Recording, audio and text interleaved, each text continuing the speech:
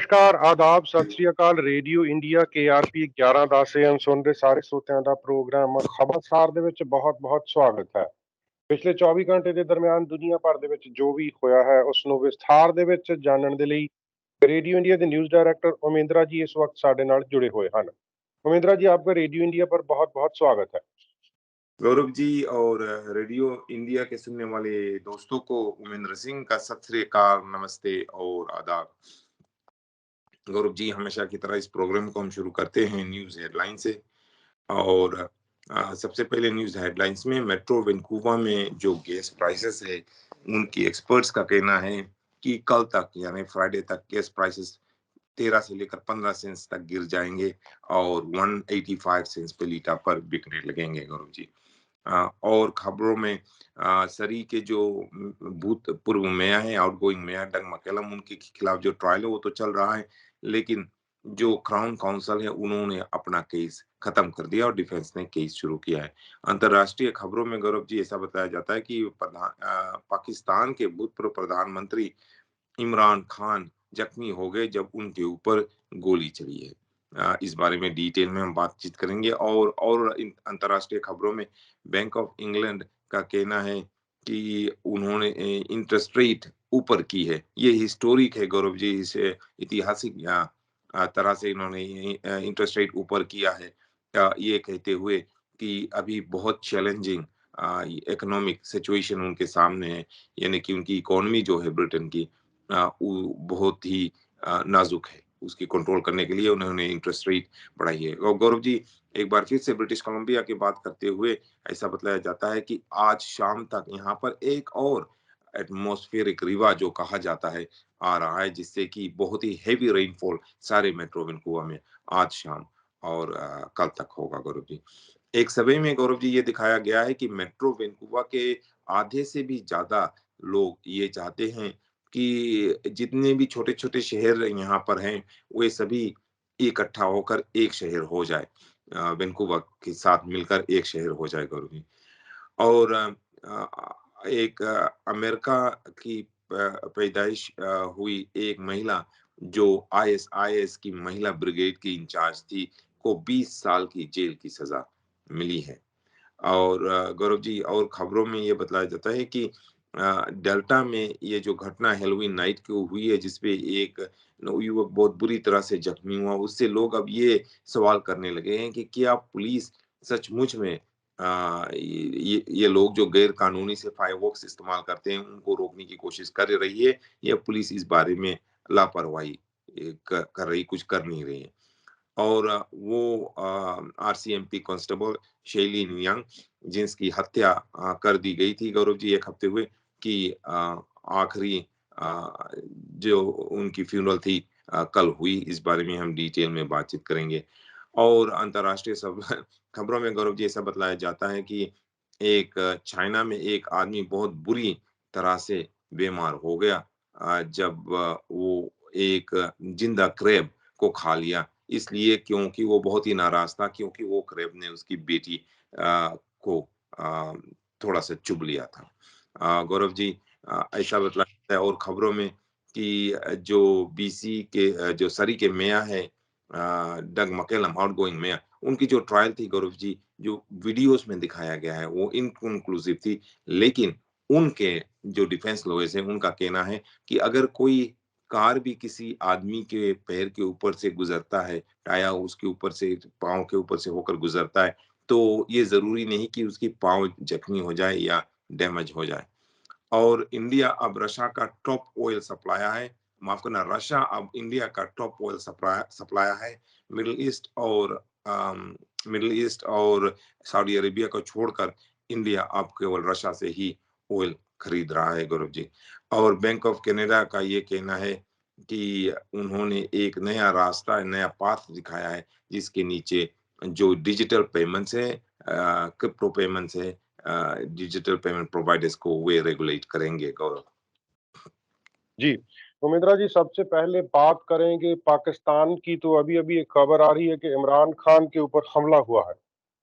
हाँ जी, हमला इमरान खान के ऊपर गोली चली है और वो बहुत ही बुरी तरह से जख्मी हुआ है, हॉस्पिटल में एडमिट है। गौरव जी, और ये अभी ही हुआ, आज सुबह ही हुआ गौरव जी। और ये जैसे कि सभी को मालूम है, इमरान खान पहले पाकिस्तान के क्रिकेट कैप्टन थे, फिर बाद में पाकिस्तान के प्रधानमंत्री बने और उन्हें जबरदस्ती वोट ऑफ नो कॉन्फिडेंस पास करके उन्हें निकाला गया गौरव जी।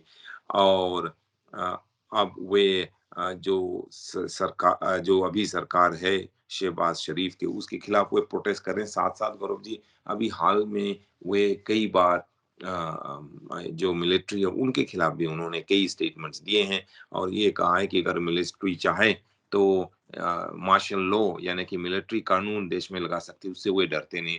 उन्होंने खुले आम जो गौरव जी मिलिट्री के सीनियर जनरल्स है उनको चुनौती दी है।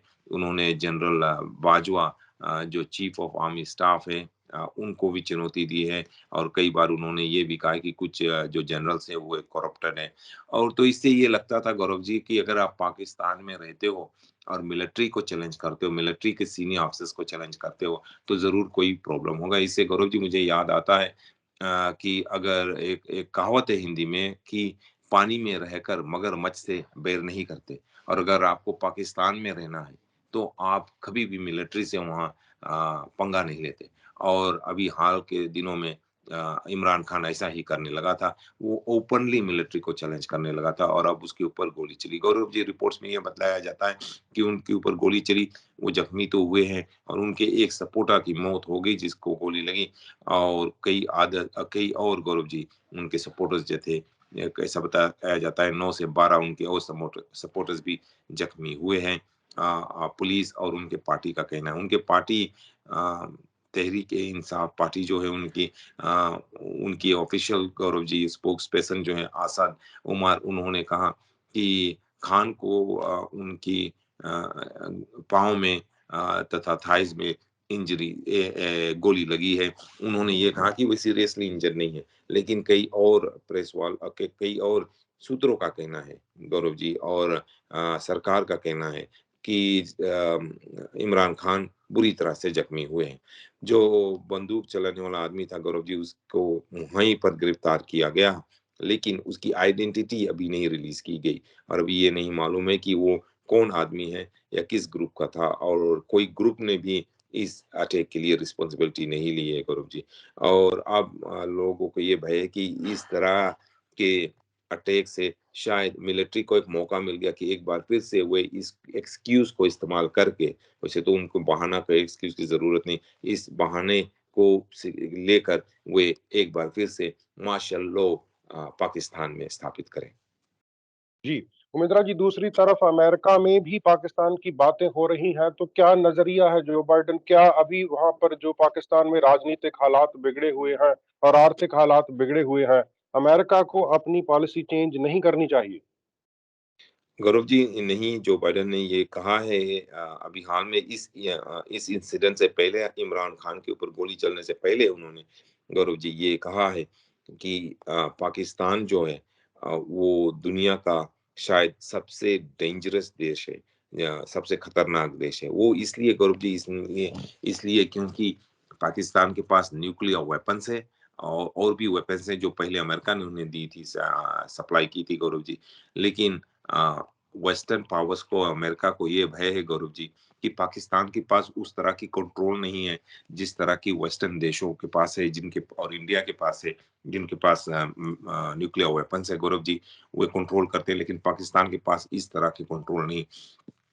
और जो बाइडेन को, अमेरिका को ये भय है कि अगर पाकिस्तान में कुछ इंस्टेबिलिटी हुई, कोई पॉलिटिकल प्रॉब्लम्स हुआ, तो किसके हाथ में ये न्यूक्लियर वेपन्स जाएंगे और कौन इसको इसके जिम्मेदार रहेगा, कौन इसको इस्तेमाल करेगा। ये इससे उन्हें भय है कि कोई क्लियर गौरव जी प्लान नहीं है कि कौन कंट्रोल करेगा वेपन्स, न्यूक्लियर वेपन्स। एक बार अगर पाकिस्तान में सिविल वॉर शुरू हो गई या पॉलिटिकल इंस्टेबिलिटी शुरू हो गई या एक दूसरे से वे लड़ने लगे, कोई ग्रुप आपस में लड़ने लगे, तो न्यूक्लियर वेपन्स जो है वो किसके कंट्रोल में रहेगा गौरव जी। और जैसे कि वेस्टर्न देशों में और इंडिया में जिनके पास न्यूक्लियर वेपन्स है, जो न्यूक्लियर वेपन्स है वो मिलिट्री के कंट्रोल में तो है, लेकिन गौरव जी मिलिट्री इन वेपन्स को इस्तेमाल नहीं कर सकती जब तक उनकी जो पॉलिटिकल लीडर्स है, जैसे कि प्रधानमंत्री हो या प्रधान हो वो हुक्म नहीं दे, उनके पास ही कंट्रोल होता है गौरव जी, कोड्स होता है कि उनको न्यूक्लियर कोड्स जो है वो प्रधान के पास होता है या प्रधानमंत्री के पास होता है, डिफेंस मिनिस्टर के पास होता है। उनकी कोड इस्तेमाल करने से ही मिलिट्री न्यूक्लियर वेपन्स इस्तेमाल कर सकती है, लेकिन पाकिस्तान में इस तरह का कोई सिस्टम नहीं है गौरव जी। इसीलिए जो बाइडेन का कहना है कि पाकिस्तान जो है वो सबसे खतरनाक देश है सारी दुनिया में, क्योंकि किसी को मालूम नहीं कि अगर वहाँ पे कुछ प्रॉब्लम हुआ तो न्यूक्लियर वेपन्स का क्या होगा, कौन उसे इस्तेमाल करेगा। और ऐसा बताया जाता है कि जो बाइडेन ने अपने स्टेटमेंट्स में ये कहा है कि वे ये चाहते हैं कि वेस्टर्न देशों को पाकिस्तान से उनकी जो रिश्ता है वे बदले नहीं, और जो पॉलिसीज है, जैसे कि जो पॉलिसीज अमेरिका ने, वेस्टर्न देशों ने, नाटो ने अभी पाकिस्तान के साथ जो पॉलिसीज है उनकी, उसको वे बदले नहीं। अभी हाल में पाकिस्तान जो है वो चाइना से अपना रिश्ता बढ़ा रहा है और साथ साथ में रशिया से भी रिश्ता बढ़ा रहा है गौरव जी। और रशिया के एक सेनेटर ने ये स्टेटमेंट दिया गौरव जी कि अगर उन्होंने पाकिस्तान के ऊपर ये आरोप लगाया कि पाकिस्तान चुपके से यूक्रेन को न्यूक्लियर वेपन्स बनाने में मदद कर रहा है। और पाकिस्तान के ऊपर पहले से ही ये आरोप है गौरव जी 1990s में, 1980s और 1990s में, कि पाकिस्तान ने ही नॉर्थ कोरिया को मदद करके उनको ही जो न्यूक्लियर वेपन्स की टेक्नोलॉजी है दिया था, और नॉर्थ कोरिया को मदद किया था कि नॉर्थ कोरिया न्यूक्लियर वेपन्स बनाए। और आज देखो नॉर्थ कोरिया के पास न्यूक्लियर वेपन्स है, और वे अपने जो साथ में आसपास में जो देश है, जापान है, साउथ कोरिया है, उनको अपने न्यूक्लियर वेपन से धमकी दे रहा है। और जो बाइडेन का कहना है कि जिस तरह से पाकिस्तान ने नॉर्थ कोरिया को मदद करके उन्हें न्यूक्लियर वेपन्स दिया, उसी तरह वो शायद मदद करके और भी देशों को न्यूक्लियर वेपन्स प्रदान करे।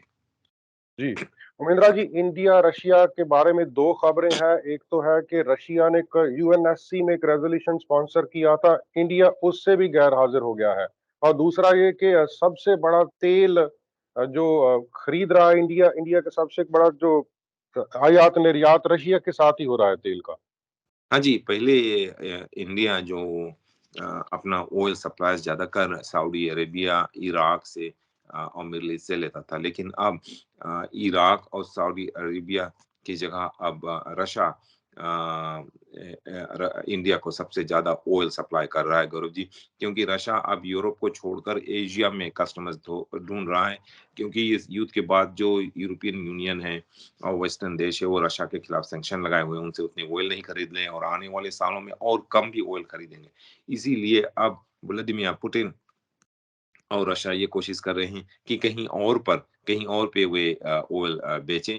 तो सबसे पहले वे इंडिया के पास गए हैं। सबसे पहले हम पहले भी बातचीत कर चुके हैं कि रशिया ने चुपके से डिस्काउंटेड रेट में 60 से लेकर 80% डिस्काउंटेड रेट में इंडिया से ऑयल बेचा, और साथ-साथ में इंडिया से उन्होंने ये कहा कि अगर आप हमसे ऑयल खरीदोगे तो हम आपकी पेमेंट अमेरिकन डॉलर्स में नहीं, लेकिन इंडियन रुपीस में लेंगे, जिससे इंडिया को फायदा होगा। इसीलिए इंडिया अब ज़्यादा से ज़्यादा ऑयल रशिया से खरीद रहा है। गौरव जी, ऐसा बताया जाता है कि रशिया ने अभी इसी महीने अक्टूबर, माफ करना, इस महीने नहीं लेकिन पिछले महीने अक्टूबर में रशिया ने इंडिया को 946,000 barrels a day oil supply किया है। ये हाईएस्ट है, कभी भी इंडिया ने इतना ज्यादा ऑयल कभी खरीदा नहीं किसी से भी। 956 माफ करना 946,000 बैरल्स अ डे हर दिन उन्होंने अक्टूबर में रशिया से ये ऑयल सप्लाई खरीदा गौरव जी। और सऊदी अरेबिया और इराक से लेकर ये अब टॉप ऑयल प्रोड्यूसर बन गया है। और ये एक एजेंसी जो वोटेक्सा जिसका नाम है, उसके जो ये सब डाटा कलेक्ट करती है, उसका कहना है। और ऐसा भी बताया जाता है कि पहला अक्टूबर पहला महीना है जब इंडिया ने इतना ज्यादा क्रूड ऑयल रशिया से खरीदा, और रशिया ने इतना ज्यादा ऑयल इंडिया को सप्लाई किया, लेकिन यूरोपियन यूनियन को नहीं सप्लाई किया। तो गौरव जी, लगता है अब रशिया को एक नया मार्केट मिल गया जो इंडिया है, और इंडिया को एक नया सोर्स मिल गया है ऑयल खरीदने के लिए। सऊदी अरेबिया और इराक को छोड़कर अब वे ज़्यादा से ज़्यादा ऑयल खरीद रहे हैं रशिया से। वो इसलिए गौरव जी क्योंकि इंडिया को ये ऑयल सस्ते में मिल रहा है और इससे इंडिया को फ़ायदा हो रहा है और रशिया को भी एक मार्केट मिल गया क्योंकि इंडिया जो वेस्टर्न देशों की सैंक्शंस है वो पालन नहीं कर रहा है। कितने दिन तक ये अरेंजमेंट चलेगी गौरव जी ये देखना है। और आपने दूसरी इंसिडेंट की भी ये बात की थी कि रशिया ने इंडिया से रशिया और इंडिया के बीच जो बातचीत हो रहा था गौरव जी, वो अभी भी जारी है और रशिया के जो एक सेनेटर है उन्होंने पाकिस्तान के खिलाफ जो स्टेटमेंट दी है, वो कि पाकिस्तान शायद चुपके से यूक्रेन को न्यूक्लियर डिटेल्स दे रहा, न्यूक्लियर वेपन्स बनाने के लिए इंफॉर्मेशन दे रहा। उस इश्यू को लेकर इंडिया ने भी ये कहा है कि जो आस-पास के देश है या वे देश है जिनके पास न्यूक्लियर टेक्नोलॉजी है, उन्हें और देशों को न्यूक्लियर टेक्नोलॉजी नहीं प्रदान करनी चाहिए। गौरव जी, लोगों का ये ख़्याल है कि शायद इससे इंडिया एक तरह से पाकिस्तान का निंदा कर रहा है। जी, उमेंद्रा जी, टोरंटो में, ओंटारियो में काफ़ी ज़्यादा प्रॉब्लम हो रही है, यूनियंस इकट्ठा हो रही हैं फोर्ड गवर्नमेंट के खिलाफ।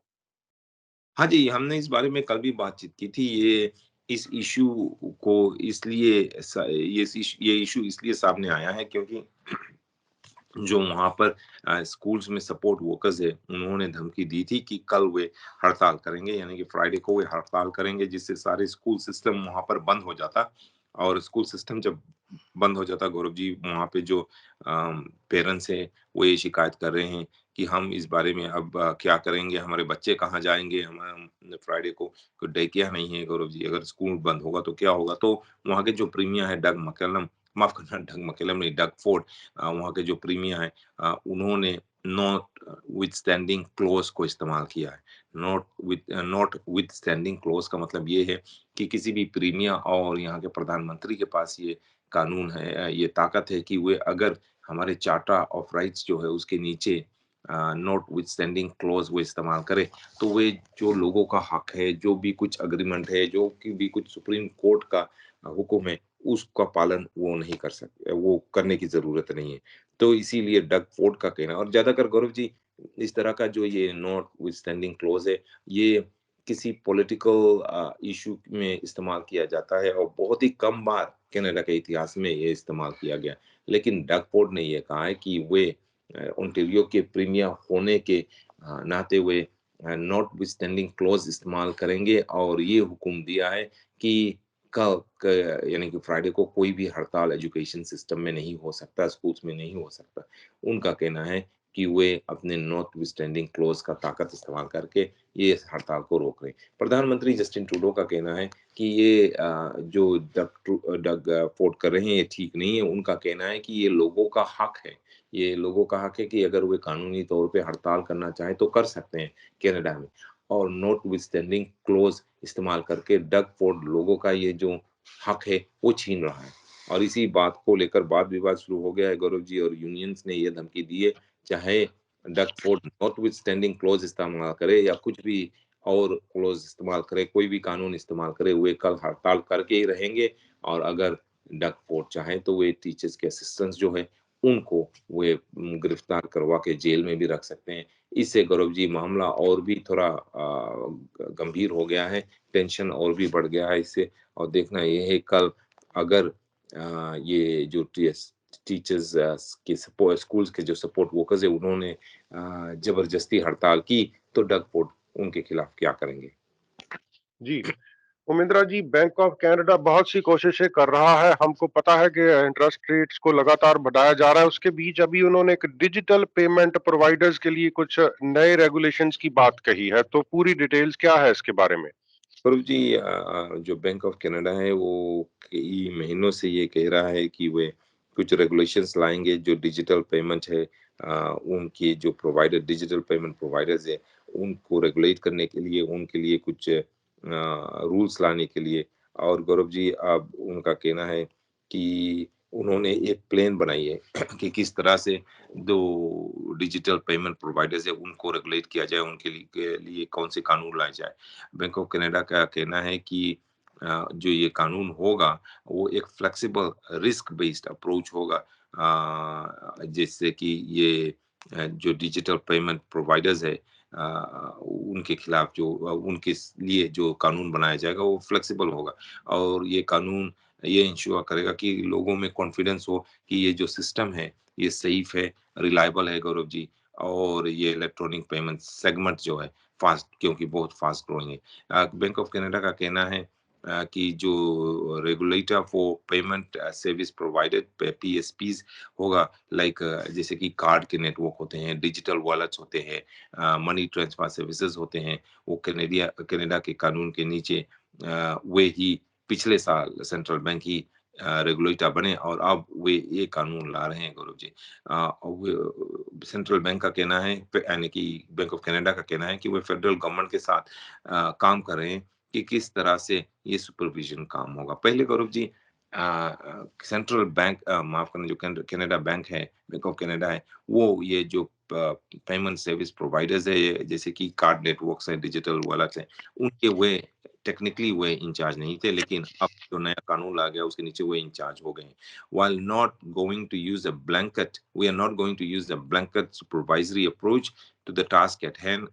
Rob Morogoro जी ये जो बैंक ऑफ कनाडा के एग्जीक्यूटिव डायरेक्टर हैं रिटेल पेमेंट सर्विस के सुपरविजन के ने एक स्टेटमेंट में कहा will take a risk based approach that will focus on end user impacts and the efficiency of payment services. ये जो पेमेंट कार्ड से हम पेमेंट करते हैं गौरव जी इनकी जो रेगुलेशन है अब कनाडा बैंक ऑफ कनाडा के इंचार्ज में हो जाएगा। जी, उमिद्रा जी, स्टूडेंट्स के बारे में हमने देखा इंटरनेशनल स्टूडेंट्स का समय काम करने का बढ़ा दिया गया। अभी कनाडा की सरकार जो यहाँ के विद्यार्थी हैं उनके लिए एक रीपेमेंट असिस्टेंट प्लान जो है उसको और ईज़ी करने जा रही है। हाँ जी, गौरव जी, ये तो कैनेडियन स्टूडेंट्स के लिए है कि जो कैनेडियन स्टूडेंट्स ने यहाँ पर लोन लिए हैं स्कूल जाने के लिए, उनके लिए सरकार का ये कहना है कि उन्होंने जो रिपेमेंट एग्रीमेंट है, उनकी जो रिपेमेंट है, उसको और आसान कर दिया क्योंकि सरकार के ऊपर गौरव जी बहुत प्रेशर था क्योंकि अमेरिका में जो बाइडेन ने सभी जो स्टूडेंट्स लोन्स हैं वहाँ पर, उन्होंने उनको $20,000 माफ कर दिया उन लोगों के उन स्टूडेंट्स के लिए या फॉर्मर स्टूडेंट्स के लिए जिनकी इनकम $120,000 a ईयर से कम है उनके $20,000 माफ कर दिया स्टूडेंट लोन और उनको और आसान आसान पेमेंट रीपेमेंट करने की और आसान कर दिया जो जो उनकी रूल्स थे गौरव जी और इसीलिए अब कनाडा की सरकार के ऊपर भी ये दबाव आ रही थी कि वे भी स्टूडेंट्स के लिए कुछ मदद करें लेकिन यहाँ पर कई लोगों का ये कहना है कि स्टूडेंट्स की अपनी जो लोन है उनको खुद ही पे करने चाहिए क्योंकि ये उनके फायदा के लिए वे स्कूल गए हुए हैं वे पढ़ने के लिए गए हुए हैं और ये क्योंकि सारे टैक्स पेयर्स उनके स्टूडेंट लोन पे करें और इसीलिए गौरव जी जो कनाडा की सरकार है उन्होंने स्टूडेंट लोन्स के जो लोन है वो तो माफ नहीं किया जैसे अमेरिका में माफ किया गया लेकिन कुछ और कानून सरकार ने लाए हैं जिससे कि जो रीपेमेंट है वो और आसान हो जाएगी लोगों की स्टूडेंट्स की और जो उनकी इंटरेस्ट रेट है वो और कम हो जाएगी गौरव जी। जी, उमिद्रा जी, इंटरेस्ट रेट के बढ़ने के साथ-साथ ही काफ़ी फ़र्क पड़ रहा है अर्थव्यवस्था पर, मंदी तो आ रही है लेकिन इसी बीच वैंकूवर होम सेल्स का क्या हाल है? आप ब्रीफ में कुछ बता रहे थे इसके बारे में।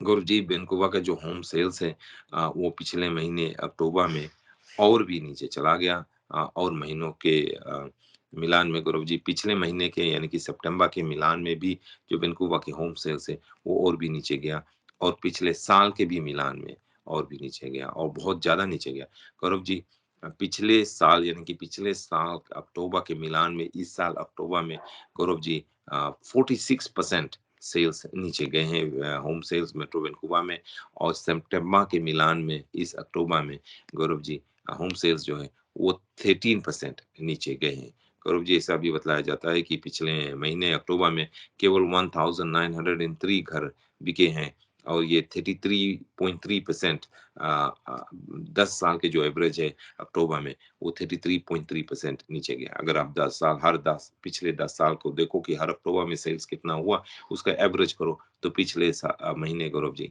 10 साल के जो एवरेज है वो 33.3% से होम सेल्स नीचे हुआ real estate board of greater Vancouver का कहना है कि होम सेल्स जो है वो अभी भी नीचे जा रही है। अक्टूबर में बहुत ही ज़्यादा नीचे गई है, 45.5% नीचे गई है पिछले साल के मिलान में।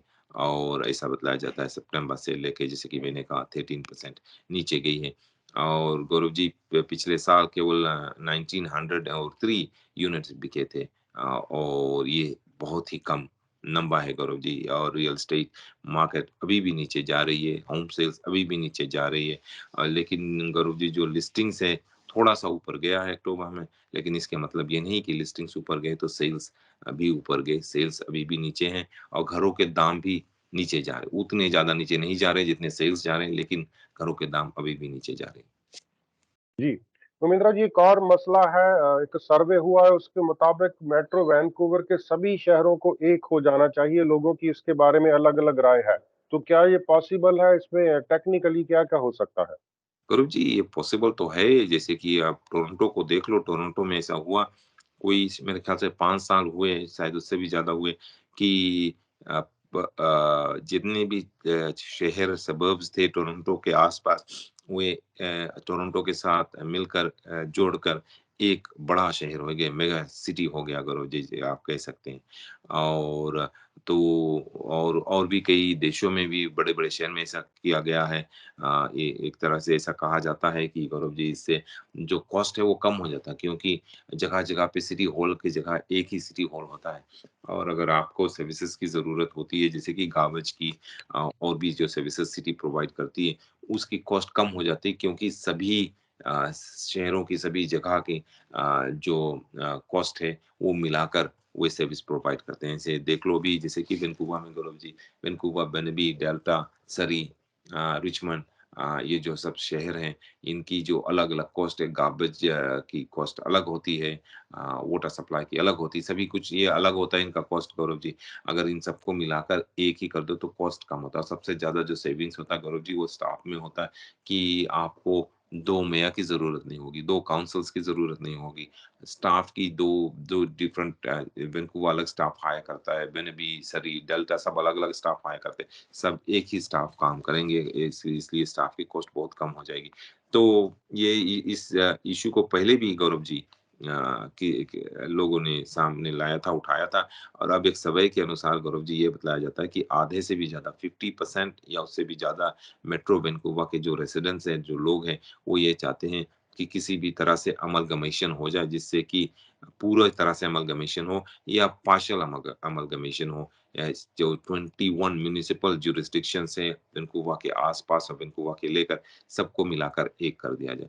गौरव जी, इस सर्वे को एंगस रीड इंस्टीट्यूट ने किया था, और इसमें ये दिखाया गया गौरव जी, केवल 8% लोग ये विश्वास करते हैं कि सभी सिटीज़ जो है विद इन मेट्रो वैंकूवर के अंदर जितने सभी सिटीज़ है, 21 शायद सिटीज़ है, को मेर्ज करके एक बड़ा मेगा सिटी कर देना चाहिए, और एक म्युनिसिपल गवर्नमेंट होना चाहिए। जबकि 42%, केवल 8% लोग ये विश्वास करते हैं गौरव जी, और लेकिन 42% लोग ये विश्वास करते हैं कि पार्शियल अमलगमेशन होना चाहिए।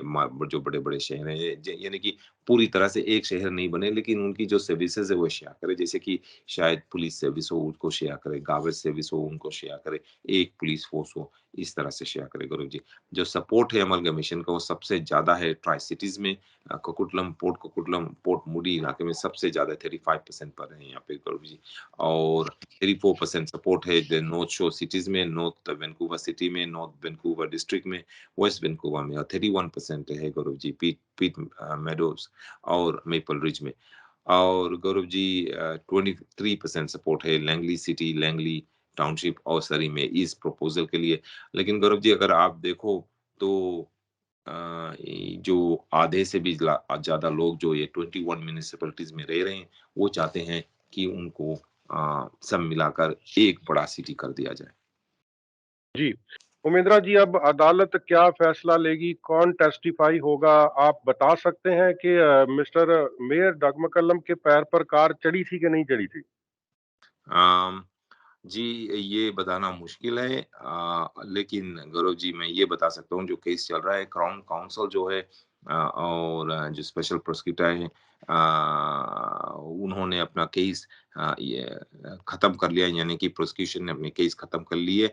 और अब डिफेंस ने अपनी केस शुरू की और डिफेंस ने गौरव जी कुछ विटनेसेस को लाए हैं, जिनका ये कहना है, एक्सपर्ट्स का ये कहना है कि अगर किसी कार का टायर आपके पाँव के ऊपर चढ़ जाए और वो कार तेज़ी से चल रही तो भी शायद आपके पाँव डैमेज ना हो, आपके जो जूते हैं पैर में वो भी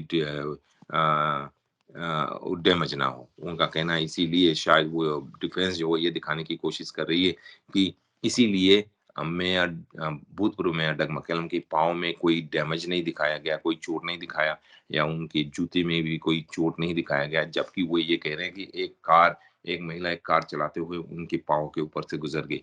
तो इसीलिए उनका कहना है, डिफेंस विटनेसेस का कहना है कि ऐसा भी हो सकता है कि अगर आपके पाँव के ऊपर कोई कार चले तो कोई डैमेज नहीं होगा। मैं गौरव जी ये टेस्ट करने के लिए मैं तैयार नहीं हूँ, लेकिन डग मैककलम और उनके डिफेंस का कहना है कि ये हो सकता है। ये क्योंकि सवाल यहाँ पर ये उठता है कि अगर डग मैककलम के पाँव के ऊपर से ये कार गुजरी है, कार की टायर गुजरी है और कार चल रही थी तेज रफ्तार से जैसे कि डग मैककलम ने कहा, तो क्यों नहीं उनकी पाँव डैमेज हुई? क्यों नहीं उनकी जो जूती है वो डैमेज हुई गौरव जी? जी। ये कहीं भी तो जारी जी, उमेंद्रा जी, कांस्टेबल शैलेन यंग को आखिरी विदायगी दी गई। कल हजारों की गिनती में आरसीएमपी और दूसरे डिपार्टमेंट्स के लोग उनको आखिरी विदाई देने पहुंचे। हाँ जी, गौरव जी सभी जो आरसीएमपी के ऑफिसर्स हैं वो आए और उनके कांस्टेबल के शैलेन यंग के परिवारजन भी आए। ये उनकी आखिरी विदाई थी जैसे आपने कहा फ्यूनरल सर्विसेज थे और आरसीएमपी के जो पाइप बैंड है वो वहाँ पर था रिचमंड ओलंपिक ओवल से गौरव जी ये सर्विस रिचमंड ओलंपिक ओवल में था वहाँ पर और उसके साथ-साथ पाइप बैंड आगे जा रहा था बाद में उसके हेस जो थी यानी कि जो उनकी कास्केट थी वो थी और गौरव जी साथ-साथ में एक राइडरलेस हॉर्स था यानी कि एक घोड़ा था जिस पे कोई नहीं बैठा हुआ था। ये आरसीएमपी की परंपरा है, ट्रेडिशन है और कि जब कोई किसी ऑफिसर को फ्यूनरल होता है तो इस तरह से वे एक घोड़ा लेकर जाते हैं जिस पर कोई बैठा नहीं होता है और जो उनकी बूट्स होती हैं आरसीएमपी की जो बूट्स खाली बूट्स जो है वो बैकवर्ड्स थी यानी पीछे की तरफ थी। उसी घोड़े की स्टीरप्स पर गौरव जी। ये इसका मतलब ये होता है उनका सिंबल है आरसीएमपी का कि एक ऑफिसर की मौत ड्यूटी के दौरान हो गई। हज़ारों के जो माउंटीज़ थे आरसीएमपी ऑफिसर्स वो अपने लाल सूट में रेड सर्ज में पहनकर मार्च कर रहे थे इस कास्केट के हेल्स के पीछे गौरव जी इस प्रोसेशन में कल और उसके बाद वैंकूवर पुलिस डिपार्टमेंट का पाइप बैंड पीछे था गौरव जी। वो जो ऑफिसर्स थे बहुत ही इमोशनल थे, बहुत ही अपसेट थे और पुलिस ऑफिसर्स सारे बीसी के पुलिस ऑफिसर्स सभी डिपार्टमेंट से आए हुए थे और यहाँ इस प्रोसेशन में भाग लेने के लिए गौरव जी। जी, उमेंद्रा जी, बारिश का क्या हाल रहेगा, मौसम का क्या हाल रहेगा? बीसी में ठंड तो पूरी तरह से शुरू हो चुकी है। अब तो शुरू हो चुकी है गौरव जी, अब बारिश भी आ गई है और सितंबर, अक्टूबर के सूखे के बाद गौरव जी अब हमें ऐसा बतलाया जाता है कि हर 2-3 दिन में हम सुन रहे हैं कि एक एटमॉस्फेरिक रिवा आया हुआ है और आज शाम को भी गौरव जी ऐसा बतलाया जाता है कि एक एटमॉस्फेरिक रिवा मेट्रो वैंकूवर पर आएगा जिससे कि यहाँ पर बहुत ज़्यादा हेवी रेन होगा, बहुत ज़्यादा बारिश होगी और लोगों को बतलाया जाता है कि शाम के समय घर वापस आने के समय वे बच के ड्राइव करें क्योंकि रास्ते जो है बहुत ही स्लिपरी रहेंगे और बहुत ही ज़्यादा हेवी रेन रहेगी। जी, उमेंद्रा जी, क्वींसलैंड से एक खबर है। भारत के एक व्यक्ति पंजाबी ओरिजिन का है, उसके ऊपर 3.5 करोड़ रुपीस का रिवॉर्ड रखा गया है। तो मसला क्या है? और जी इस आदमी के ऊपर ये आरोप लगाया गया था कि इसने किसी एक महिला की हत्या की थी क्वींसलैंड जो कि ऑस्ट्रेलिया का एक स्टेट है वहाँ पर और हत्या करके वो वहाँ से गायब हो गया था। वो पुलिस को मालूम है कि दूसरे दिन हत्या के दूसरे दिन वो एयरपोर्ट पर था, वहाँ से वो पंजाब गया। उसका भाई का कहना है कि वो अमृतसर पहुँचा ज़रूर, लेकिन फिर और वो अपने 3 बच्चे और बीवी को क्वींसलैंड में छोड़ दिया था। ये 2018 की बात है गौरव जी, जब ये आदमी के ऊपर ये आरोप लगाया गया था कि उन्होंने एक महिला की हत्या की है और फिर वो आदमी अमृतसर गया, वहाँ से वो गायब हो गया। अभी तक पता नहीं कहाँ है। यहाँ तक कि ऑस्ट्रेलिया की पुलिस ने गौरव जी 2-3 ऑफिसर्स को भी उन्होंने अपने हाई कमीशन में न्यू दिल्ली में रखा है, जिससे कि वो इस केस को इन्वेस्टिगेट कर सके। उनका कहना है गौरव जी, उन्हें पूरी पूरी तरह से मालूम है कि ये व्यक्ति जो है, ये व्यक्ति जो है ये इंडिया में है, लेकिन इंडिया में कहाँ पर है किसी को मालूम नहीं। इसीलिए क्वींसलैंड स्टेट के जो सरकार है उन्होंने 5.3 करोड़ रुपीस की ये अवार्ड दी है गौरव जी। ये 38 इयर्स के रजविंदर सिंह है गौरव जी। ये बुट्टर खलान मोगा में इनकी पैदाइश हुई थी और क्वींसलैंड और ऑस्ट्रेलिया की पुलिस का कहना है, उन्हें पूरा विश्वास है कि ये कहीं पर इंडिया में छुपा हुआ, लेकिन कहाँ है ये मालूम नहीं। इसीलिए ऑस्ट्रेलियन हाई कमिश्नर ने कल ये घोषणा की है कि ये रिवॉर्ड जो है 5.3 मिलियन माफ करना 5.31 करोड़ रुपीस, जो 10 लाख ऑस्ट्रेलियन डॉलर्स है गौरव जी, की रिवॉर्ड दी जा रही है। अगर कोई भी ये पुलिस को, चाहे इंडियन पुलिस को या क्वींसलैंड पुलिस को, ये बतलाए कि ये आदमी कहाँ पर, रजविंदर सिंह कहाँ पर छुपा हुआ है, तो उनको ये 10 लाख ऑस्ट्रेलियन डॉलर्स या 5.31 करोड़ इंडियन रुपीस मिलेगा। पुलिस का कहना है और ऑस्ट्रेलियन सरकार का कहना है कि उन्हें पूरा विश्वास है इस रिवॉर्ड से रजविंदर सिंह का पता चल जाएगा। उनके खिलाफ ये आरोप है कि उन्होंने क्वींसलैंड की एक महिला तोया कोडिंगली की हत्या की थी अक्टूबर 21 2018 के। उसके बाद अक्टूबर 23 के ही वे वहां से पंजाब गए, अमृतसर गए और फिर वहां से लापता हो गए। गौरव जी, ऐसा भी बतलाया जाता है कि जो इंडिया की पुलिस है और इंडिया के कोर्ट है, उन्होंने आगे से ही ये हुक्म दे दिया है कि रजविंदर सिंह को जब वो गिरफ्तार हो तो उन्हें तुरंत ही ऑस्ट्रेलिया एक्स्ट्राडाइट कर दिया जाए केस के लिए। उमेंद्रा जी, आज के लिए आपका बहुत बहुत धन्यवाद। कल फिर आपसे मुलाकात होगी। रेडियो इंडिया की पूरी टीम की तरफ से बहुत बहुत शुक्रिया।